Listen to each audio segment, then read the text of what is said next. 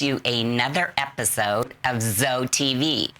Now, I bet you're looking at us going, what's different? What is it? I know, Steve's not here, so Chaplain Stan is filling in. He's the Steve of the day. That's good to be here. And we are so excited because we have one of our favorite people. Well known. And staff member and famous person. Yes. On the show with us today. So. One more thing. Oh. He had his heyday in the 70s. I mean, with the movement. That's true. He does go back to the 70s. Disco, yeah, he was big in the disco days. Yep. So he is older than he looks. But anyway, let's introduce our guest. Most of you know him, but for those who don't, Gary Miles, welcome. Hey, man, this reputation is getting way too big for me to keep up with. I tell you, I don't know how I'm gonna be able to. Man, that's a high standard to live up to now. Is that the reason for the disguise today? You're so famous that you have to not have hordes of people. You know, all the bright lights always in my face, so I gotta keep the shades on. It's hard to be you. Tell me about it. Oh my God. Well, thank you for joining us, and thank you for having me. Oh, we are so thrilled. And I know Stan works with you over at Providence Place closely and is aware. And the activities team. Oh, we love his team. Absolutely. So, Gary, let's start by you telling those of our listeners that are watching, what is your job title and what does that entail over at Providence Place? And who works with you? So my job title is Activities Director, and that entails a whole bunch of things. You know, let's just talk about our Zoe Life pillars. All 6 of our pillars, the spiritual, emotional, intellectual, physical, social, vocational, all of that is included in our activities discipline. You know, we are to help the residents in all of these areas. So we do that through games, through our events, through our outings, through our one-on-one time with them. And our team, there is 5 other people in the department with me. We have Caitlin, our resident services specialist. She does occasionally do some activities, but she more focuses on helping the residents, doing interviews with them, finding out how their stay has been at Providence Place, helping to facilitate with our resident council so that making sure the residents' voice is being heard, you know, and not influenced by the facility itself. You know, it's a completely resident-run program that she is helping to encourage. And then we also have Tammy, my lead staff, right hand, you know, been with me, man, I think like 9 years now. You know, she does everything, you know, really, she helps out everyone, everywhere. We have Yari, we have Veronica, and just added today is Onami, who started. So we are officially, for the first time in a long time, fully staffed. Wow. And Gary, also for those who don't know, how long have you been at Glencroft? And tell us that whole journey. How did you get here and when and what brought you to Glencroft? So I've been at Glencroft almost 14 years. Oh, I love So 16 years old, senior in high school, taking an advanced marketing class. My teacher was like, hey, I want you guys to be working or volunteering somewhere. So I tried to put in some applications some places, wasn't finding anything. There's a resident who used to live over in the Crossings named Peggy Blunt. A lot of you may remember her. We went to church together for a time, and she's like, they're always looking for volunteers here at Glencroft. So we came here. That was when Jeannie McMiniman and Barb Leonard were still here, filled out the application, got started. So that was, I think, September 15th, 2008. I was actually a volunteer in the activities department that I'm now the director of. In Providence Place. Wow. In Providence Place. You know, that's where I volunteered, and the rest is history. After I graduated, I was actually going to stop volunteering, but Mom's like, boy, you better get yourself back in there and volunteer. You know? So I got a job in the kitchen shortly, a month after I graduated, and then a year later, got a job in activities, and Now, wait, what did you do in the kitchen? Were you a server? So I started out as a server. I started out I started out part-time as a server, you know, working in the dining room. And then eventually I went to the back of the house serving as a PM diet aide, getting more full-time hours, and that was just God working in me, transitioning me, because he knew he was about to put me in the activities department, which was a full-time position. Oh, I love that, and you do it well. Yes, indeed. So well. Thank you.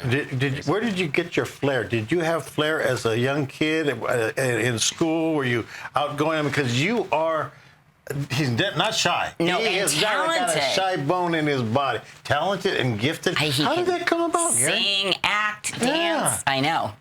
So you may not believe me, but I am an introvert.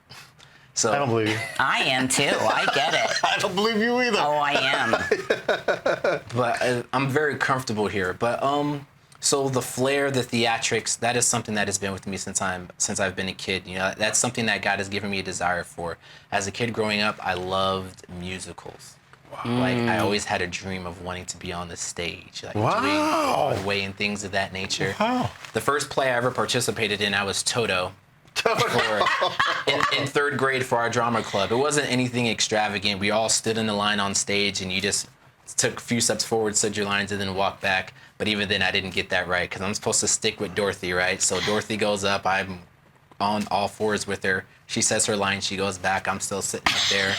And the parents are like, go back. So I'm like, oh, okay. So then I go back. So that was the start there. In youth group, we did a couple of skits that we did for some of the younger kids, but it's like always like youth group in your church. Yes, youth group in the church, you know, where I grew up, Southwest Church of Christ. But always musicals, you know, to myself or around my mom. Like she's really the one that gets to see all of it, because I'm super comfortable around her, acting goofy. So you did musicals too? These things. So I didn't do any musicals. I'm saying that my passion and like for musicals, you know, and I could have swore I recognized it. Hair or Godspell. Yes. Maybe even Jesus Christ Superstar. Godspell for sure. Oh, maybe. Yeah. Okay, go ahead. Anyways. So, and just from that, you know, he's used that, and he's brought me out of my shell here. I still remember Betty Hollis, resident no longer living. She was the first resident that I danced with in public. Wow. You know, in our main dining room, she's like, I want to dance. You know, will you dance with me? And so we got up, and I was flat-footed as can be. Oh, but you know, that was the start of me coming out of my shell and being how I can be around the rest. Did you see him do that flip yesterday when he did the disco, the kung fu fighting song? and then Gary Miles, do we go? Did he get hurt? Is he okay? And he just jumped back up, and he's oh my goodness. Well, if you did the math earlier, you'd see he's not that old. He's not. No. So Gary, he is mature. He is very, very mature. But that begs the question: what is this outfit? This isn't your normal uniform over there, is it? No, so I'm a macho man today. Wow. So this whole week we've been doing for the residents in Providence Place Disco Theme Week. This has been 2 years in the making. We usually at the beginning of the year we like to do a staff meeting where we try to plot out things that we want to aim for and shoot for. And in 2020, we wanted to do a disco theme week. We were excited about it. We had the disco lip sync idea back then. But obviously COVID, you know, has pushed things back. 2021 still wasn't the time, but God has brought it all together. And here, it's truly the time also, too, because of the staff and the culture that we have now. Yes, what we experienced yesterday, and to talk about it, we had a disco lip sync battle. We had... Now, how did you do the lip sync with the mask on? Innovative. That was innovative. Oh, that was so good. So...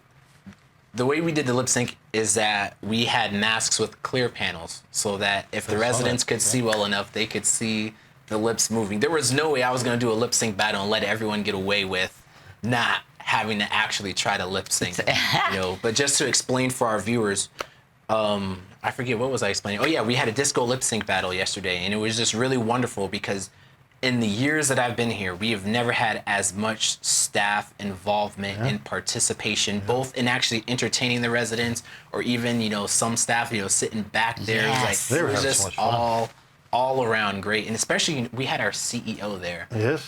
He was he was a panel contestant. Yes. Yes. You know, that was like, you know, our CEO and our administrator, Ben Du, you know, whom I answered to directly. It was wonderful having them involved. Director of nursing. It's like, having the higher ups involved. Yeah, Oh, and they did fabulous. And they Yes. dressed. I mean, much of the staff over there at Problems Place dressed up in that theme. Yes. And they had costumes. It was like walking into Studio 51. I know. Do you remember It was, Kate back then? Well, I'm not near as old as you, but yes.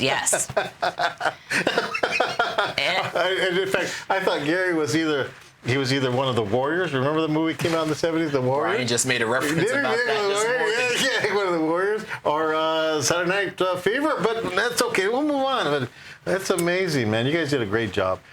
Do you mind if I ask you, Gary, every one of those pillars that we talked about in Zoe Life, would you mention how an example that the activities department plays a major role? Let me start with the spiritual, being that's the first one and it's positioned in the right place, should be the first foundation. The activities group has been so supportive, working with me as a chaplain. During the pandemic, we had to be creative in finding out ways in which to meet their spiritual needs through, like the Lord's Supper, going room to room and on and on. Then you guys continued to have Bible studies in small groups. And sometimes when we had the floor opened up, we could do the complete floor. Or we'd go small group gatherings in the dining room area or the gathering area. You maintain that as well as prayer. You guys pray a lot with the residents there and tend to their spiritual needs. I mean, you play a major role, the activities department, in the spiritual pillar. Now, name the other ones and give us an example of those activities and how you're involved in that. All right, so I am going to go a little bit out of order because looking at activities, our main pillar is the social pillar.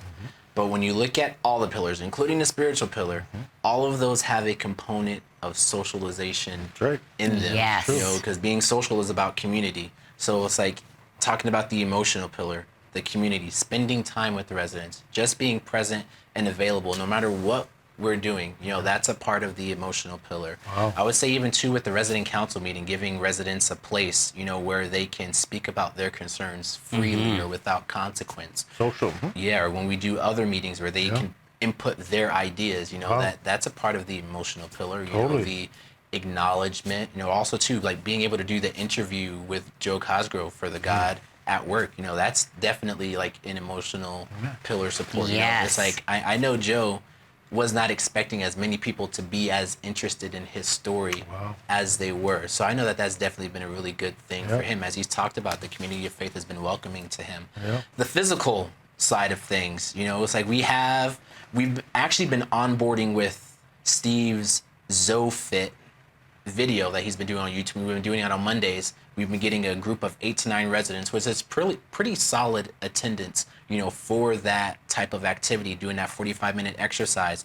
We also have the drum class, you know, that we've been doing, and it's expanded. You know. So the exercise involves what?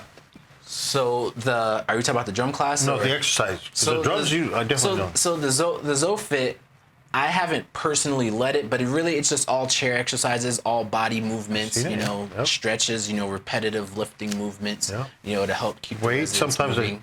Yeah, occasionally we do use weights.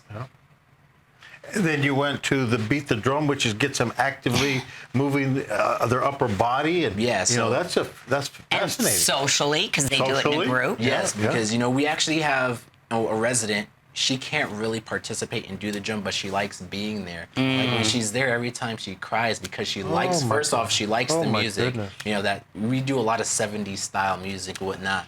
You know, the drum, and she's like, she loves it, and she's singing to it. Or I'm able to come over and just help her hold the drumstick and beat that way. So it's like that is definitely, you know, the residents really enjoy being a part of that and doing that. And Tammy's been expanding on that. She's now taking it. She's now taken the drum class and done it with memory care. You know, and the thing is, she does songs that she knows from their time that sparks those memories, and she gets a lot of participation you know, out of them as well. She's just recently started that the past month, you know, I think this month, possibly last month too. So that's something that she's going to continue doing. So that's been very good. You know, once again, I think that Zoe Life, the activities department plays a major role in meeting those spiritual pillars. They are in meeting all of the pillars. And I will tell you, Gary, because I was in the GCA meeting last week, and they were, Caitlin was there talking about the volunteers, and she said you had 21 volunteers that were already on board. They're just waiting on a few tests they have to do, like fingerprint and that kind of thing. But I think this is a good time for you to be able to tell people in independent living what opportunity they could play, what they could play in volunteering. Because I noticed, and I was able to say this at the meeting, there is very few of the residents that can get themselves from their room to an activity. A lot of them require one-on-one assistance and sitting with them and helping them through the process and then taking them back. And you don't have enough staff to do all of that. Am I correct? Volunteers help.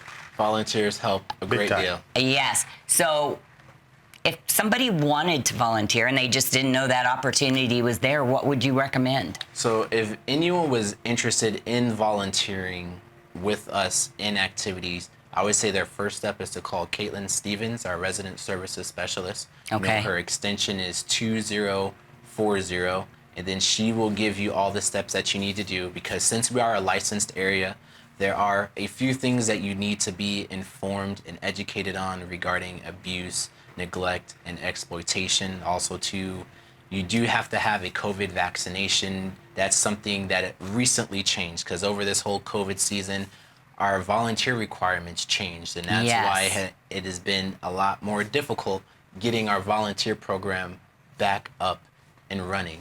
Also too, now with some of the good news, but I'll leave that for another time though, that helping with activities, like I miss our bingo ladies, Myrna, Wanda, Ethel, they would help with bingo, and they were developing relationships. So it wasn't just helping people put numbers on their cards. And yes, that is a really big deal. That is really important. We have a lot of people who like to play bingo, but can't necessarily put all the numbers on themselves. And those ladies dedicated themselves to being there and helping. And the joy you see on the residents being able to participate, being there, and if they win, they're so excited. Yes. Yeah. I mean, the joy that they have. Continue, Gary. Yeah. Well, they have the same spirit and insides as all of us. Some of them are just not able to actually do it by themselves. And I mean, you won't be sorry if you volunteer or, participate in Providence Place. Yeah, or if you have gifts or talents that you want to share, like if you got a disco routine and you want to bring it to the residents,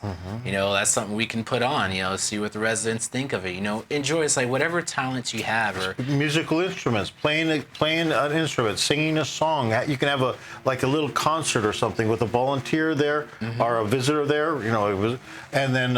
Hey, that's what we could do, because I don't know if you've heard us in the past sing together, but we're remarkable.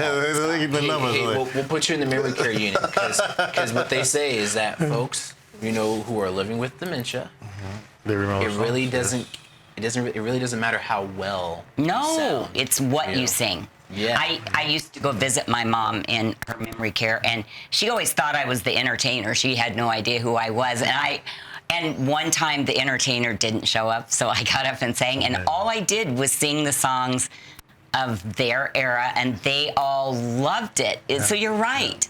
It doesn't take a lot. I would like to say is that this is, again, part of the big picture Zoe life. If you get involved in every one of those pillars, you're going to have more of an abundant living in your life. In your own life, And part of this is vocational, giving back, volunteering, doing something for other people. Good point. And this is a one area in which there's a great need and a great joy seeing how you touch the people's lives that just at Providence Place, just absolutely amazing. The joy that they get. So and like I said, they said they were shy. Well, I was not introvert. shy. Okay.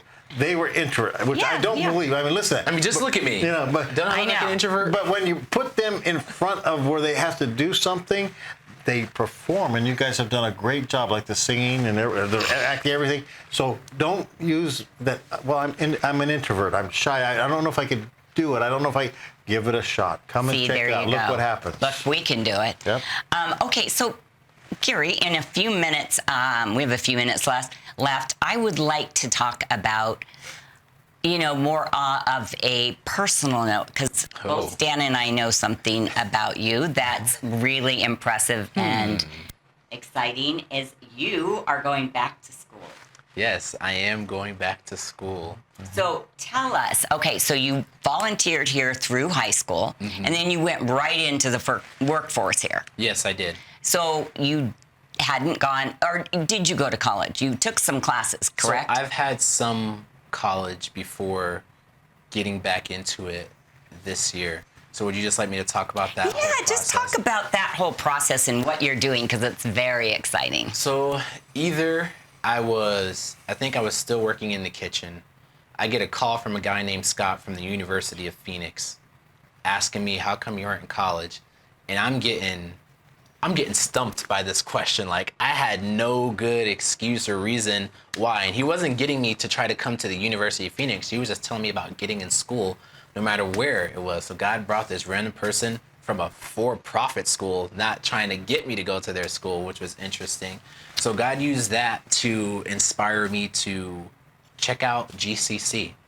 So I checked out GCC, got signed up, got money through FAFSA, to pay for my classes. And then even through some time in activities, I was going to school at night, doing part-time classwork, but then I had to stop because as I was getting more responsibility, I got a promotion to the AL before I came back as the director at Providence Place. I just didn't have the time, to focus on schoolwork and also work. But early, I would say... Wait, and GCC, that's Glendale Community College. Which is just right down the street. Yeah, 59th and Olive. Yes. So it was either early this year or late last year. God put on my mind to check where I was with my credits. I mean, I knew how many credits I had. I was halfway to an AA at GCC. So I did check, and I couldn't access. It was frustrating because they were trying to reactivate my account, but they couldn't reactivate my account. But God was just using that to put it in the back of my mind, like, hey, like this school thing, I'm going to be bringing this back up again. Just talking about how God works, when you trust him, when you live your life for Christ, and all these things that he's given me. I got to talk about the dream of working here. I never would have expected to work in an activities department. But also, too, God answered my dream going back to my childhood of wanting to be on the stage, Broadway. No, it's not Broadway, but being able to act on the Glencroft stage. That is a dream come true, to be able to do that for the residents. And then just recently, the play that we put on this year, all three of us. I know. Long, Tall Lester. God used that because from that, he put on my heart for us to come up with an original script coming soon to an auditorium near you. And you were touched to want to be a part of that and write. And then now I have to talk about how you encouraged me about going back to school and pursuing my dreams. And about a month or so from that conversation, things started moving quick and I'm already back in school. So it's just that, how God uses all these things, just walk in, be faithful, trust his leading. He puts people in the right place. You both have been very supportive, of me in this. And now here I am, 2 classes in now. Now, back at GCC or? At Grand Canyon University. Online. That's right. So, what are you studying? So my program is a Bachelor of Arts in Christian Studies. And I am looking to, should I let the cat out? Sure, absolutely. So the desire God has placed on my heart is to step into the chaplain role after the Lord decides that Stan's work here at Glencroft is done. That is a role that I would like to fill and help out here officially, because he does use me in those one-on-one capacities. And I do very much enjoy being able to speak with and encourage people and pray with people one-on-one. Yep. So what, 10 more years of school and then you'll take over for... No, we're going to help move it along. Yeah, 10 years from now, we won't remember who you are. We're going to be praying it down a little bit. But, so, it's so exciting to get to work with you, Gary. To be a part of that and to be a part of watching one of our employees absolutely. Blossom. get to do what you have wanted to do most of your life. And again, praise God, he's good. He knew it all along. Yes. Gary, thank you. Thank you for having me. It's been a And pleasure. thank you, Stan. Oh, This it's is my always pleasure. fun. It's a blessing. So, all right. I think Steve will be back next week. So we will Okay. see you next week.